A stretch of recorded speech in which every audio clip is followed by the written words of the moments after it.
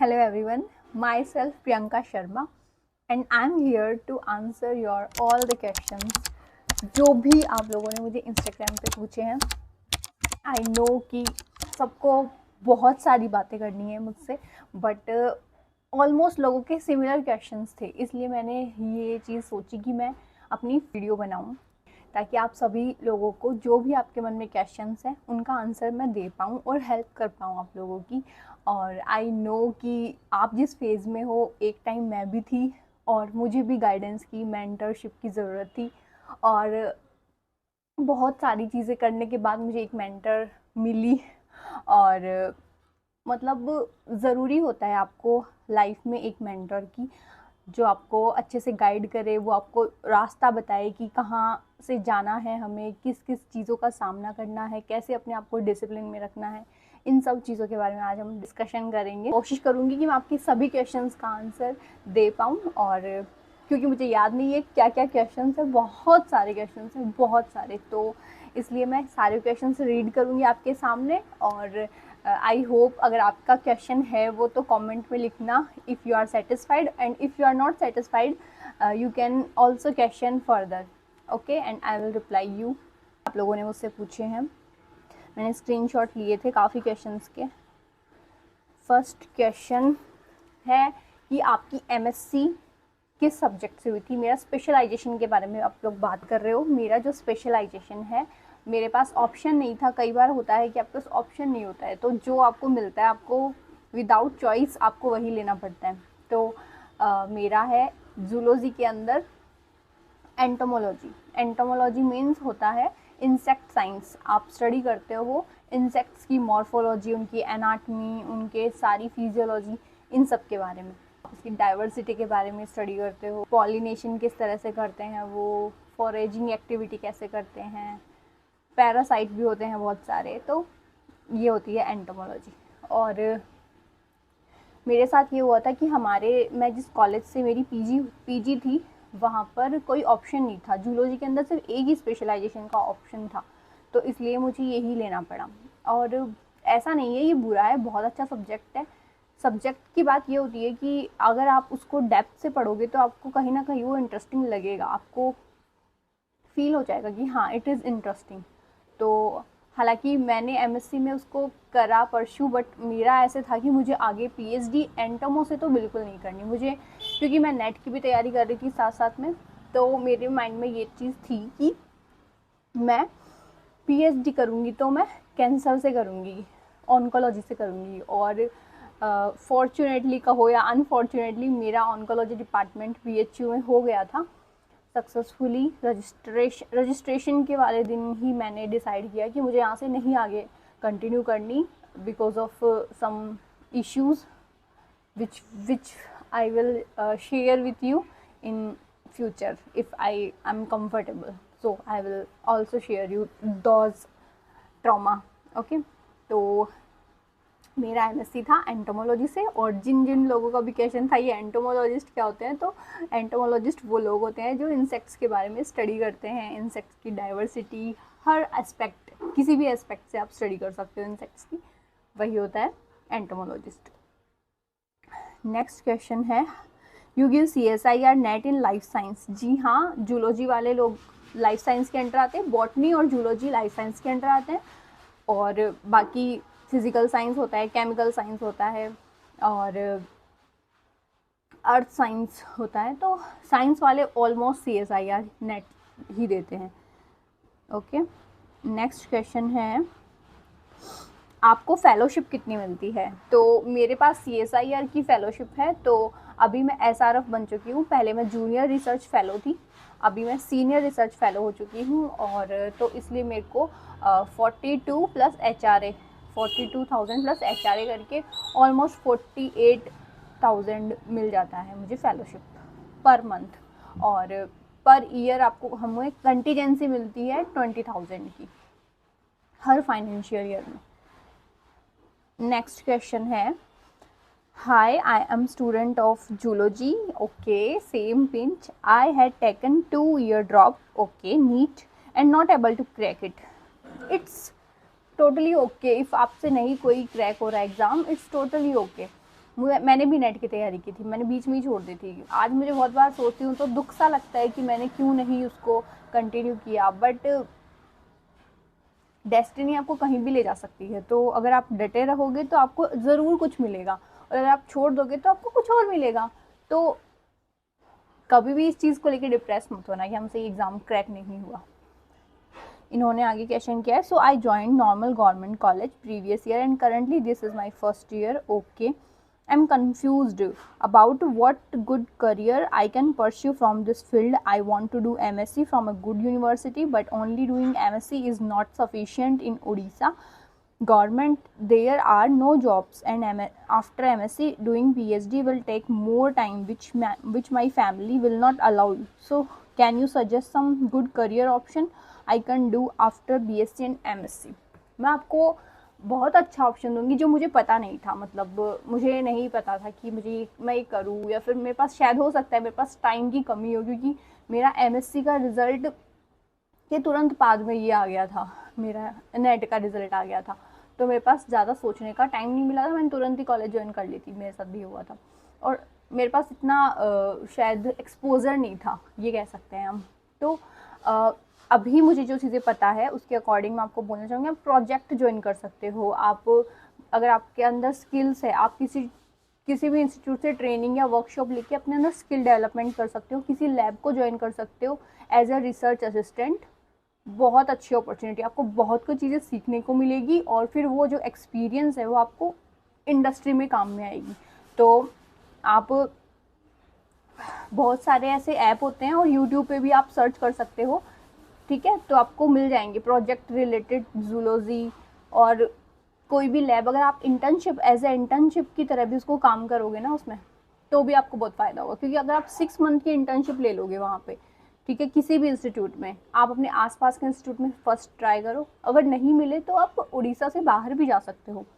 अगर आप नहीं जा सकते इन केस, तब थोड़ा सा मुश्किल होगा, क्योंकि मुझे लगता है उड़ीसा में ऐसे रिसोर्सेज है, ऐसे साइंटिस्ट इंस्टीट्यूट भी है, साइंटिफिक इंस्टीट्यूट भी है, जो आपको करवा सकते हैं प्रोजेक्ट करवा सकते हैं, प्रोजेक्ट में आपको ले सकते हैं एक रिसर्च फेलो की तरह, विदाउट आपने नेट नहीं की ना, हाँ, विदाउट नेट भी आपको वो ले सकते हैं। तो शुरू में वो आपको एज ए इंटर्न लेंगे, बट बाद में आप परमानेंट हो सकते हो वहाँ पे, और साइंटिस्ट की वैकेंसी निकलती रहती है MSc वालों के लिए, BSc वालों के लिए, आप वो ज्वाइन कर सकते हो, वॉलंटियर्स की निकलती रहती है। तो आपको थोड़ी सी मेहनत यही करनी है कि आपको वेबसाइट्स खंगालते हुए रहना है, आपको पता होना चाहिए कि कौन कौन सी CSIR की वेबसाइट्स है, कौन कौन सी इंस्टीट्यूट है जो रिसर्च पे काम कर रहे हैं आपके नियर बाय, तो आपको ज़रूर वो हेल्प करेंगे। Hello, I am also MSc student, can you guide me about CSIR net. ये क्वेश्चन मोस्ट ऑफ लोगों का यही क्वेश्चन था सेम, कि उनको CSIR के लिए गाइडेंस चाहिए। अब मैं आपको मेरी स्टोरी बताती हूँ। मुझे लगता है कि अगर मैं कर सकती हूँ ना, मेरी जैसी एक एवरेज लड़की कर सकती है, तो आप सब कर सकते हो, क्योंकि भाई आप अभी के बच्चे हो, अभी के मतलब हम लोग उस टाइम के बच्चे, हमने लैंडलाइन देखी है, ठीक है, हमने हमारी कॉलेज में फ़ोन यूज़ नहीं किया था, और उसके बाद में हमारे पास फ़ोन आया था, तो हम उस ट्रांजिशन फेज़ के बच्चे हैं जिनके पास रिसोर्सेज की थोड़ी सी कमी थी, ज़्यादा तो नहीं, हमसे पहले वालों के लिए बहुत कमी थी, बट हमारे लिए थोड़ी सी न्यूज़ लेट पहुंचती थी, या फिर पता नहीं होता था। आजकल आप छोटे छोटे लोगों को, BSc वालों को, सबको पता है कि नेट क्या होता है।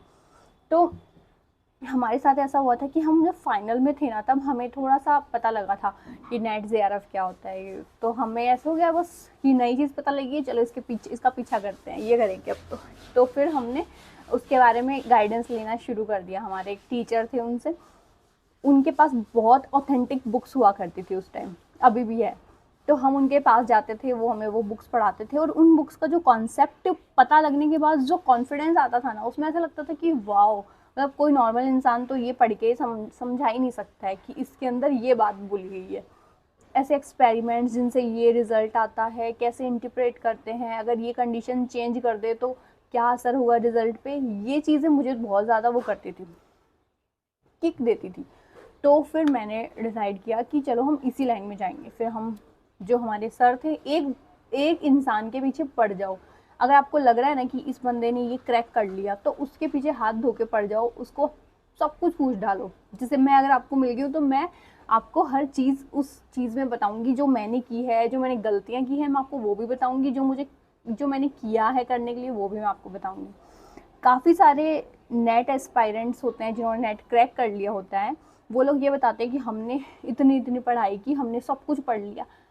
तो मैं आपको बताना चाहती हूँ कि मैं अपनी जर्नी बता रही हूँ, मैं किसी को क्लेम नहीं कर रही हूँ कि वो रॉन्ग है, उन्होंने ज़रूर वैसा ही किया होगा इसलिए वो बता रहे हैं। मैंने सिलेबस कंप्लीट नहीं किया था, 13 यूनिट होती है, उसमें से मैंने 10 यूनिट को ही गोल रखा था कि मुझसे इससे ज़्यादा नहीं होगी, मुझे अपना पता है कि मुझसे इससे ज़्यादा नहीं होगी। फिर मैं हूँ जनरल के अंदर, ठीक है, कैटेगरी है मेरी जनरल, तो मुझे पता है कि मुझे पढ़ना तो देखो पड़ेगा।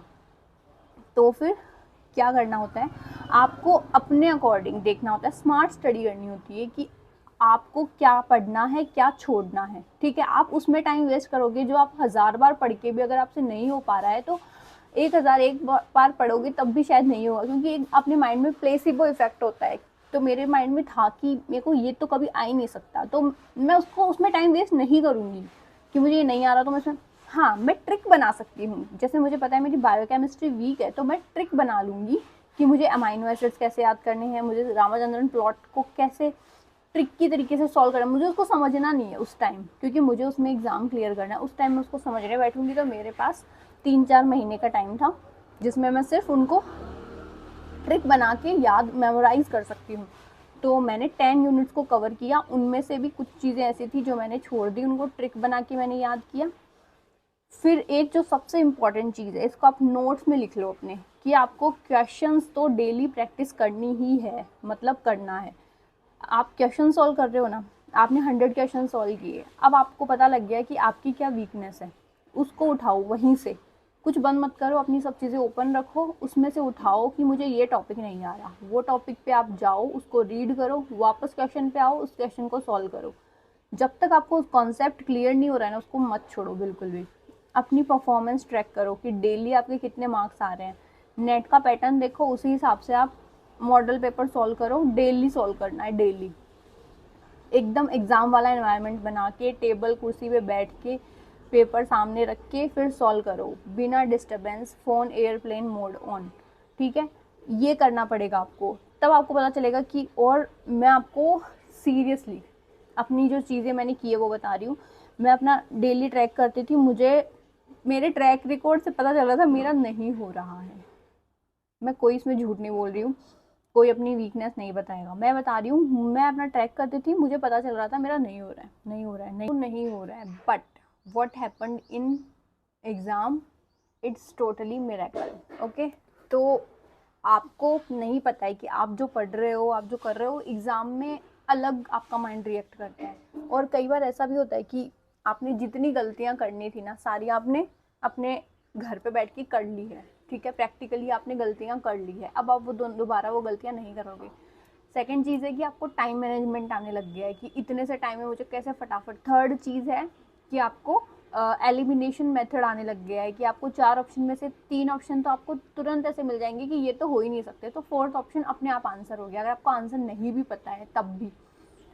और नेगेटिव मार्किंग कम कैसे करनी है ये आपको पता चल जाता है। क्वेश्चन को फटाफट कैसे पढ़ना है, वहाँ पर इतना बड़ा क्वेश्चन आता है सी पार्ट में, उसको कैसे आपको तुरंत पढ़ना है, कैसे इंटरप्रेट करना है, कैसे उसके डेटा लिखने हैं, कैसे आंसर करना है, ये सारी प्रैक्टिस हो जाती है आपकी अगर आप घर पे ये चीज़ ट्राई करते हो।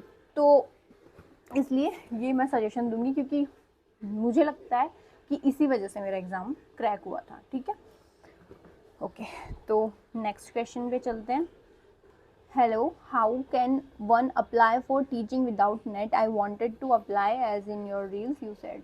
ओके, हाँ, आप विदाउट नेट भी आप टीचिंग के लिए अप्लाई कर सकते हो, it's not a big deal. Just आपको जाना होगा अपने आसपास के इंस्टीट्यूट्स में अपना सीवी देने के लिए, अपना आपको इंटरव्यू वगैरह के लिए बुला लेंगे, या फिर आप घर पे बैठ के भी ये चीज़ कर सकते हो।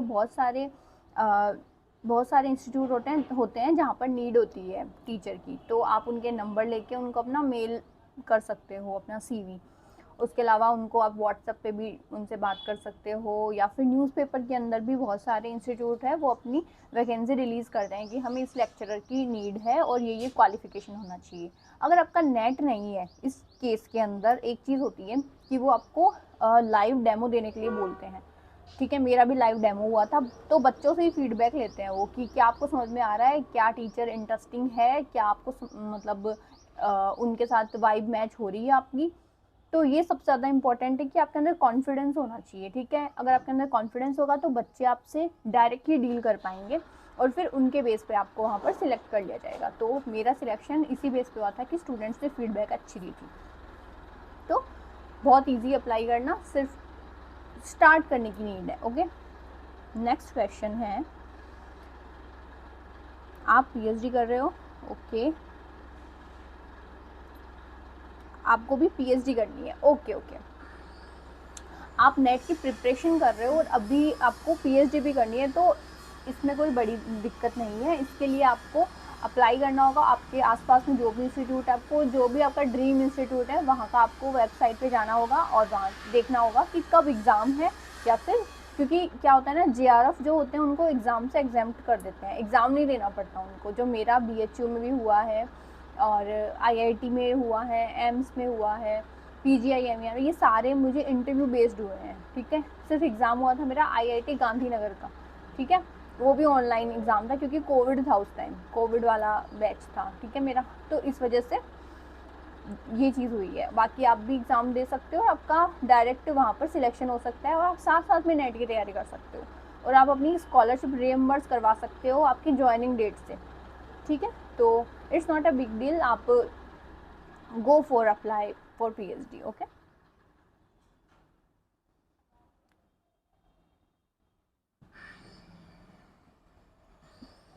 सीएसआईआर नेट के लिए मैंने अप्लाई, सीएसआईआर नेट के लिए कैसे प्रिपेयर करते हैं ये मैंने आपको बताया है ऑलरेडी, और इसके लिए मैं एक डिटेल वीडियो भी बनाऊंगी जिसमें मैं आपको सिर्फ और सिर्फ इसी चीज़ के बारे में बात करने वाली हूँ कि कैसे मैंने प्रिपरेशन की है। ऑलमोस्ट मैंने आंसर दे दिया है इसमें, जो मेन टॉपिक्स थे, बट डिटेल से मैं सेकेंड वीडियो बनाऊंगी, उसमें मैं आपको बताऊंगी। नेक्स्ट है,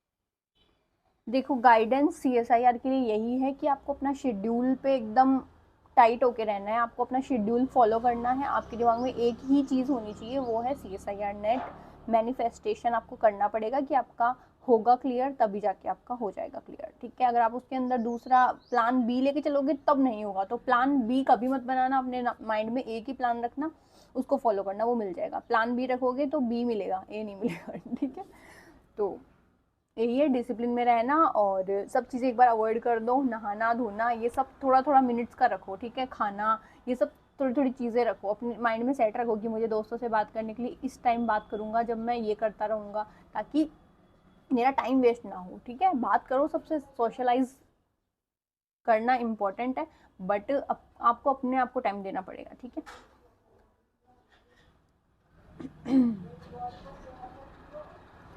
ओके, सीएसआईआर के लिए यही मैंने, इसके लिए मैं ऑलरेडी गाइड कर चुकी हूँ, दोबारा मैं एक और वीडियो बनाऊंगी उसमें आपको अच्छे से गाइड करूँगी। ओके, और फर्स्ट ईयर है आपका, हाँ तो आपको स्टार्ट करना चाहिए, आप पाथ फाइंडर ले लो। ठीक है, आपकी आप लाइफ साइंस से हो ना, तो आप पाथ फाइंडर ले सकते हो। पाथ फाइंडर की 3 बुक्स आती है, तीनों बुक्स को अच्छे से पढ़ डालो। ठीक है, फिर आप क्वेश्चन सॉल्व करो बैठ के, तो आपको पता चलेगा कि आपको और डीप में पढ़ना है। फिर आप ऑथेंटिक बुक्स उठाओ और ऑथेंटिक बुक्स की तरफ जाओ। ठीक है, ऑथेंटिक बुक की मैं पूरी गाइडलाइन से एक वीडियो बनाऊंगी, उसमें कौन कौन सी बुक्स आपको परस्यू करनी चाहिए वो मैं आपको बताऊंगी। ठीक है, कहाँ से पेपर्स आपको मिलेंगे, सब चीज़ें मैं आपको उस वीडियो में बताऊंगी। ओके, और ये एक चीज़ और मैं मेंशन करना चाहती हूँ कि मैंने सेल्फ प्रिपरेशन भी करी है।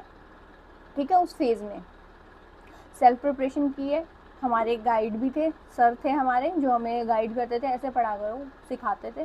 थर्ड है, मैंने अन अकेडमी भी ज्वाइन की थी, क्रैश कोर्स ज्वाइन किया था, मतलब वो भी मेरे को फ्री में मिला था, मतलब मैं नहीं ज्वाइन करती फाइनेंशियल इशू की वजह से, बट उस टाइम जो मेरे मैम थे हमारा टेस्ट लेते थे, तो टेस्ट की वजह से मुझे फर्स्ट रैंक आने की वजह से फ्री में मिला था क्रैश कोर्स, तो मैंने वो ज्वाइन किया था। ओके, बाकी self study is must, self study करोगे तो सब कुछ हो जाएगा, बस एक आपको गाइड की ज़रूरत होती है, कोई भी वो बंदा हो सकता है, वो आपका सीनियर हो सकता है, वो यूट्यूब पे कोई भी एक टीचर हो सकता है, वो शायद मैं भी हो सकती हूँ, वो आपके पर्सनल टीचर्स हो सकते हैं, कोई भी एक इंस्टीट्यूट के टीचर हो सकते हैं, कोई भी, बस एक इंसान होना चाहिए। आप 5 लोगों के पीछे भागोगे तो नहीं होने वाला है, क्योंकि वो अलग बोलेगा, वो अलग बोलेगा, आप कंफ्यूज हो जाओगे। ठीक है, बात वो नहीं है, सही सभी होते हैं, बट आप कंफ्यूज हो जाओगे, आपका माइंड कंफ्यूज हो जाएगा।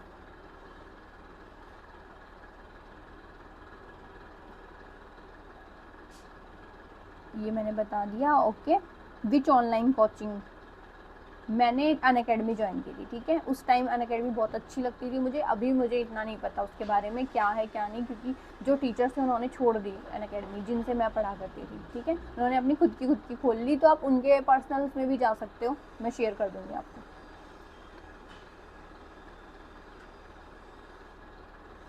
CSIR नेट के बारे में मोस्ट ऑफ लोग पूछ रहे हैं, बता दिया मैंने। टीचिंग कैसे करनी है कॉलेजेस में, ये भी मैं बता चुकी हूँ। ओके, और बहुत सारी संविदा पे भी निकलती है, बट उसमें नेट मांगते हैं, तो विदाउट नेट बहुत कम कॉलेजेस में, जो प्राइवेट कॉलेजेस होती है वहाँ पे आपको रख सकते हैं। ठीक है, मैंने बीएड कॉलेज में भी पढ़ाया, मैंने गर्ल्स कॉलेज में भी पढ़ाया, मैंने कोएड कॉलेजेस में भी पढ़ाया है, तो मेरे पास बहुत सारा एक्सपीरियंस है पढ़ाने का, और मुझे पढ़ाना बहुत ज़्यादा पसंद है, तो इसलिए जिसका भी क्वेश्चन का आंसर मैं नहीं दे पाई हूँ, आप प्लीज़ कमेंट में मुझे पूछ सकते हो, तो मैं आपको ज़रूर रिप्लाई करूँगी वहाँ पर। ओके, मैंने अभी BSc कंप्लीट की है, मास्टर्स जूलॉजी से करने की सोच रही हूँ, तो मैं पूछ सकती हूँ क्या, मतलब मास्टर्स करना ज़्यादा टफ होता है, और वहाँ लैब में मतलब क्या काम होता है? पहले बात तो कि हमारे यहाँ पे राजस्थान यूनिवर्सिटी के अंदर मास्टर्स बहुत इजीली हो रहा है, मतलब बहुत हमारे हम देख रहे हैं लोगों को करते हुए। ठीक है, तो यहाँ पर एडमिशन की एक प्रोसेस होती है, मेरिट बेस पे आपको यहाँ पे एडमिशन मिलता है। ठीक है, तो बहुत ही इंटेलिजेंट स्टूडेंट्स को मिलता है यहाँ पे एडमिशन। सेकेंड थिंग है कि मास्टर्स ईजी टफ कुछ नहीं होता, अगर आपको पढ़ाई में इंटरेस्ट है तो आपके लिए बहुत ईजी है, और अगर इंटरेस्ट ही नहीं है तब तो फिर सब कुछ ही टफ है ना। तो पढ़ाई तब तक टफ है तब तक आप उसमें इंटरेस्ट नहीं लेते, जब से आप इंटरेस्ट लेना शुरू कर दोगे ना, आपको पढ़ाई से तो प्यार ही हो जाएगा। ठीक है, तो आई होप कि मैंने आपके सभी क्वेश्चंस का आंसर दे दिया है। एक बार मैं कमेंट सेक्शन चेक कर लेती हूँ, क्योंकि कमेंट्स में भी बहुत क्वेश्चंस आए हुए हैं। ओके, सब्जेक्ट मेरा जूलॉजी एंटोमोलॉजी है। मैं दोबारा कुछ क्वेश्चंस का आंसर दे रही हूँ। What has motivated you to pursue this subject, मुझे जूलॉजी स्टार्टिंग से ही पसंद है, मतलब मेरे को एक चीज़ होती है ना कि आपको किसी चीज़ के डर की वजह से आपको दूसरी चीज़ पसंद आने लगती है, जैसे कि आप कैसे बताऊं, जैसे आपको मैथ से डर लगता है तो आपको बायो पसंद आती है, फिर आपको बायो में आपको दो सब्जेक्ट होते हैं, बॉटनी और जूलॉजी। मुझे बॉटनी में इंटरेस्ट नहीं था, तो मेरे को जूलॉजी पसंद आई, और कुछ चीज़ें होती है टीचर्स की वजह से, तो मेरे टीचर मुझे बहुत अच्छे मिले हैं भगवान की दया से, तो इसलिए टीचर्स की वजह से हूँ मैं आज जो भी हूँ। आप भी थोड़ा सा सोच के देखना कि आप आज जो भी हो, जिस सब्जेक्ट में भी हो, आप टीचर्स की वजह से ही हो। तो यही था मुझे जो मोटिवेट कर रहे थे, और एक मेरी मैम थी जिन्होंने JRF क्लियर किया था और वो हमें पढ़ा रहे थे, उन वो सब ज़्यादा मोटिवेटेड थे। एक होता है ना, जो इंसान कुछ कर लेता है फिर वो आपके साथ होता है, तो वो इंसान ज़्यादा मोटिवेट करता है आपको, सॉरी। ठीक है, और आपको जो सब्जेक्ट इंटरेस्टिंग लगता है, जो भी आपको पर्सनली, मेरी वजह से नहीं, जो आपको पर्सनली इंटरेस्टिंग लगता है, go for that. Okay, no CSIR NET for first attempt, no no no, मैंने फर्स्ट अटेम्प्ट में क्लियर नहीं किया। मैंने MSc के दौरान दिया था 2 बार एग्ज़ाम, और जो लास्ट वाला एग्ज़ाम था वो हमारा डिले हो गया था, इस वजह से मुझे ज़्यादा टाइम मिल गया, तो मैंने थर्ड अटेम्प्ट में क्लियर किया था। नेट के बाद प्राइवेट कॉलेज कैसे ज्वाइन करते हैं, बताया मैंने। नेट के बाद तो आपको बहुत ईजी हो जाता है ज्वाइन करना, बहुत सारी वैकेंसीज निकली हुई होती है। ठीक है, इंटरनेट पे भी है, न्यूज़पेपर्स में भी है, लोकल भी आपको पता होगी काफ़ी सारी कॉलेजेस, आप सर्च कर सकते हो अपने नियर बाई कॉलेजेस, उनमें आप अपना CV भेज दो उनको, जब उनको ज़रूरत होगी वो आपको बुला लेंगे, या फिर आप डायरेक्ट भी जा सकते हो पूछने के लिए, अपना CV देने के लिए, तो आप वो आपका इंटरव्यू उसी वक्त ले लेंगे, और आपका डेमो भी हो जाएगा उसी टाइम। आप कैसे अप्लाई कर सकते हो दूसरे इंस्टीट्यूट में, कैसे पता चलेगा? हाँ, आपको PhD के लिए अगर अच्छे इंस्टीट्यूट में अप्लाई करना है, तो सबसे पहले आपको उनकी वेबसाइट विजिट करनी होगी, ये मस्ट है। सेकंड थिंग, आपको यूट्यूब पे भी बहुत सारे ऐसे चैनल्स हैं जो बताते रहते हैं कि कहाँ PhD की वैकेंसी निकली हुई होती है, तो आपको ये कीवर्ड डालना होगा। ठीक है, आपको मिल जाएगा कि कहाँ कहाँ पीएचडी के ऑप्शंस वैकेंसी अवेलेबल है, आप वहाँ पर जाओ। और सबसे इम्पॉर्टेंट चीज़ है कि आप पहले जो आपका गाइड है उसके बारे में अच्छे से रिसर्च करो। अगर मैं जैसे मान लो कि मैं अपना बताती हूँ, मुझे पसंद था कैंसर, ठीक है, तो मैंने कैंसर से रिलेटेड पेपर्स खोजने शुरू किए, पेपर से मुझे मिल गए जो उनको लिख रहे हैं वो, फिर मैं उनके प्रोफाइल पे उनकी मेल पे जाके उनको मेल से डील करती थी, ठीक है, मैं उनसे बात करती थी कि सर मेरी ये क्वालिफिकेशन है और मुझे आपके अंडर ज्वाइन करना है, तो वो मुझे बता देते कि इज देयर एनी वैकेंसी, तो वो मुझे बता देंगे, फिर वो डायरेक्ट इंटरव्यू होगा आपका। तो आप इस वे से भी डील कर सकते हो, वो जब भी बाद में होगा तो वो आपको बता सकते हैं। थर्ड चीज़, जैसे आप कहीं पे अप्लाई करना चाहते हो, वहाँ पे अभी वैकेंसी निकली नहीं है, लेकिन आपको वो चीज़ ज्वाइन करनी है, वहाँ का एनवायरनमेंट देखना है, वहाँ रहना है, तो बहुत सारे इंस्टीट्यूट और गाइड इतने हम्बल होते हैं, वो आप लोग को वहाँ पर फ्री में रख लेंगे कि आप 6 महीने आओ यहाँ पे, लैब देखो, लैब में काम करो, ठीक है, बाकी वो आपको फ्री में सब सिखा रहे हैं, आपको रहना खाना अपना देखना पड़ेगा खुद से, ठीक है, ये मैंने भी सोचा था और मैं सिलेक्ट भी हुई थी इस चीज़ के लिए, बट मैं आगे परस्यू नहीं कर पाई, ठीक है, क्योंकि मुझे मेरा कहीं और हो गया था इस वजह से। तो ये चीज़ भी आप कर सकते हो, मतलब जहाँ चाह वहाँ राह, तो आपको जो चाहिए ना वो आपको मिलेगा, बस आपको हाथ पैर मारने पड़ेंगे, ठीक है, इस चीज़ के लिए। What was your percentage in class 10th 12th and what's your category? कोई लेना देना नहीं है परसेंटेज का, फर्स्ट चीज़ आपके इंटेलिजेंस और आपके परसेंटेज का कोई लेना देना नहीं है। परसेंटेज वाइज मैं हमेशा एवरेज स्टूडेंट रही हूँ, तो 10th में मेरे थे 73% और 12th में थे मेरे 69.20, मतलब 70 बोलती हूँ मैं, ठीक है इनको। और फिर मेरे बीएससी के अंदर मेरे एग्रीगेट रहे थे 77, और मेरे एमएससी के अंदर मेरे एग्रीगेट रहे थे 80, ठीक है। और फिर उसके बाद मेरा नेट का जो परसेंटाइल है वो है 98.58, तो ये रहा है मेरा स्कोर। बट कभी भी आप किसी भी इंसान को इंटेलिजेंट इस वजह से मत कहना कि आपके परसेंटेज अच्छे हैं, क्योंकि जो रट्टू लोग होते हैं ना उनके परसेंटेज ज़्यादा अच्छे होते हैं, ठीक है, एवरेज लोगों के नॉर्मल 70 वाली लाइन में रहते हैं, तो it's not a big deal. और कैटेगरी है मेरी जनरल, ठीक है। तो आई होप मैं सारे क्वेश्चंस का आंसर दे पाई हूँ और आपकी हेल्प हुई है मेरे क्वेश्चन से, और आप चाहते हो मैं किसी टॉपिक के बारे में सिर्फ एक टॉपिक पे लीन होके मैं पूरा बताऊँ आपको, तो डू कमेंट, ठीक है, मैं आपको सारी हेल्प करूँगी जितनी मुझसे हो पाएगी। तो thank you for watching, share to your friends and family ताकि उनकी भी हेल्प हो पाए।